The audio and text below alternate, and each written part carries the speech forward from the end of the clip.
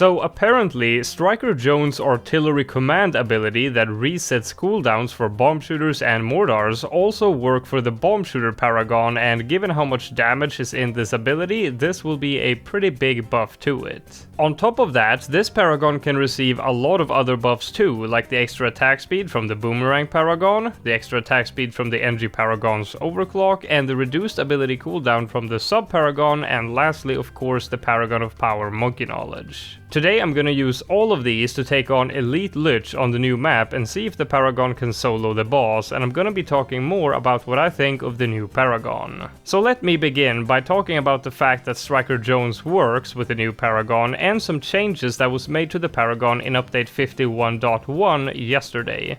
First of all, the Paragon can now see camo. They updated the Bomb Blitz passive ability to also see camo, so technically one of the tier 5 towers now has camo detection, and thus that transfers over to the Paragon. For the tier 5 tower, the camo detection only goes for the passive Blitz ability, but when it transfers over to the Paragon it goes for every attack, so the Paragon can now see camo just like most other Paragons, which is cool, because this Paragon kind of isn't the greatest compared to all the others. Now, before I start completely harassing this Paragon, I want to address the fact that Striker Jones' cooldown reset ability works for the Paragon. Is this a bug? Yeah, kind of. I let Ninja Kiwi know about the bug in my early access testing, and they said they noticed the bug too, and it was not intentional, but they decided to leave it in for the official release anyway. And they also said that depending on how things play out, it might get to stay as an intended feature. So it's gonna be here to stay for a while, probably up until update 52, and then they'll decide if it's gonna be permanent or not. Oh, and also important to note is that while it does reset the ability cooldown, it does not give the double damage or double pierce for 10 seconds like it usually does for bomb shooters and mortars. It is only the ability reset that works. We don't have too many hero Paragon interactions in the game. We have Geraldo with the totems, and we have the sub giving extra damage to heroes, but that's it as far as I can remember, unless you count the VTSG as kind of a Paragon and its interaction with Adora. But if Ninja Kiwi decides to go down the road of allowing more hero interactions with Paragons and allows the Striker synergy to stay in the game, then maybe it will even get buffed to include the double damage for 10 seconds, because, I mean, you don't really use Striker that often anyway, so it shouldn't be too powerful. So that's pretty cool. Update 51 has actually been one of my favorite updates recently, mostly because of the new map, because it brings so much new fun things you can do, so many new challenges, old challenges that can be redone or pushed further, and on top of that we got a lot of big balance changes to go with it, so just a lot of fun in this update. But the Paragon, on the other hand, was not quite as hype as I expected. It did kind of get overshadowed by the amazing map, but even if the map wasn't there, I still would probably kind of feel like it wasn't really what I expected. Visually, I think it looks good. The only thing that I thought was strange was that the cluster bombs are the same color as the regular tier 5 bomb blitz. When they explode, there is a little red circle around the explosion. That's different, but other than that it looks the same.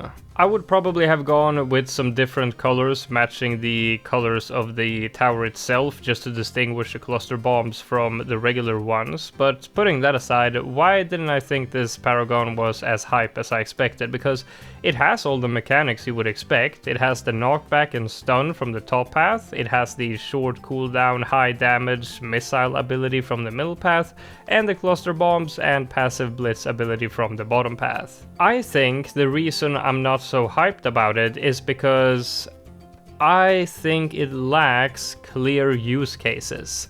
It used to not be able to see camo, which limits its ability to be used in a lot of solo scenarios, including things like least tiers or challenges. It shoots very slowly, so it can easily leak to regular bloons, which limits the same kind of things. Sure, you've got the passive blitz ability to sort of mitigate that, which kind of makes sense with the slow attack speed, I'll give it that. But moving on, the missile ability, that can be useful. It has quite a bit of damage considering the short cooldown, just like the Elim. So maybe it could be used in some timed boss events. I have no idea why Ninja Kiwi decided to do Phase on the new map as the first boss event after this Paragon came out, because Phase is a camo boss. And the Paragon didn't even have camo detection at the time. The event is about to end in a few hours as I'm recording this, so they added the camo detection midway through the event. Although maybe the idea was to use the Ninja Paragon and Bomb Paragon combo, since the Ninja Paragon gives camo detection and the Ninja was also buffed in terms of camo damage and stuff in this update. But wait, does the Ninja camo detection count as inherent camo detection? Or does it count as a buff, so it only works 50% of the time on Phase? If it only works 50% of the time, then I don't know, but if it counts as an inherent camo detection, then yeah, I guess that would be a pretty good synergy. Especially since Phase slows down your towers more and more, but the Bomb Paragon gets a lot of damage from the ISABM missile that has a cooldown that isn't affected by attack speed reduction.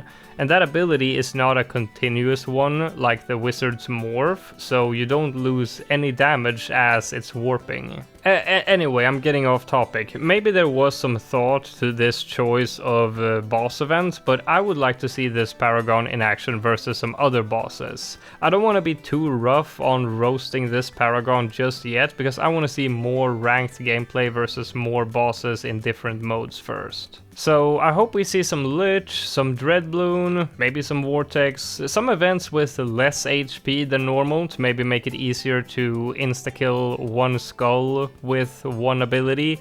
And I hope we see some split leaderboards so we can quickly get a feel for where it's useful. I like weeks personally, where you have normal in one ranked mode and elite in another. That makes sure pretty much everyone got something they want to play, and I think it would be useful now to give this Paragon a go in multiple ranked modes at once to, yeah, as I said, get a feel for where it is useful. Because there is some doubt right now where this thing is actually useful. Like, is it really going to be useful in least tiers or not? And in least cash, I mean, the Paragon is quite expensive. And also, the thing is that the tier 5 towers are pretty hard to get pops with, so it's gonna be difficult to get a good degree. And in time, I mentioned in my early access video that I could see this being used in two cases. One is if the boss has a really high HP multiplier, and then you just spam the ability for more damage on top of your big damage dealers. Or two, something like Lich, where you have a long invulnerability phase, so you could just let the ability cool off during this time, and then get some burst damage in when it's not invulnerable. But let's talk a bit about the price. Is it just me, or is it way too expensive? It's 600k, that's only 50k away from the NG Paragon, and it's 50k more than the Boat Paragon. I feel like this Paragon should be somewhere in the range of the sub Paragon, which is at 400k. And that's because for free play, the damage to cost ratio is like one of the worst in the game, I think. And for bosses, it's too expensive to be used on tier 2 and tier 3, and you have better alternatives for tier 4 and tier 5. I mean, you can afford it by tier 3, but it's gonna cost you a lot, and without other cheaper Paragons being banned, I doubt this would be the option you want to go for. So this kind of adds to what I was saying earlier of me not seeing sort of the use case of this Paragon. So I feel like the cost is one thing that I can point out as something I feel is clearly wrong with it. And while you can buff it with a lot of different things like I'm doing in this video, it's not really like you want to do that. I mean, using the overclock on the Bomb Paragon is absolute madness given how much damage comes from its ability anyway. It's mostly the sub-Paragon reduction to its cooldowns that is helping it out here. And you really don't want to overclock it when you're playing versus Lich like I was doing here, because that's causing it to heal, and yeah, I kind of forgot about that, so I stopped doing that about halfway through tier 5. Although in tier 3 I was healing the boss intentionally to get some more pops on my bomb shooters to get a higher degree. And also, in this challenge or test or whatever you want to call it, I actually had some problems with the knockback and stun working against me, because sometimes when I killed a skull I would get chained ZOMG spawning and they would get knocked back to like like the beginning of the track and just get stunned there, so it took a while before I could kill them and start damaging the boss again. So sometimes you'll see me using the abilities to take down the chained ZOMGs. But you know, that can also be turned into a use case, because that knockback does work on the soul as well. So, you know, on the right map with the right position could be a use case in least tiers. Crossing my fingers. I hope I haven't been too harsh on this Paragon in this video. I don't think so. Again, I want to see more different boss events with different ranked modes before I lay down final judgment. But something is definitely off with the Paragon, I feel like. So we're probably gonna see some changes in the next major update, although what changes I'm not really sure, other than probably the price. This game had a degree 70 Paragon, and it took down tier 5 Elite super easily while also defending the rounds.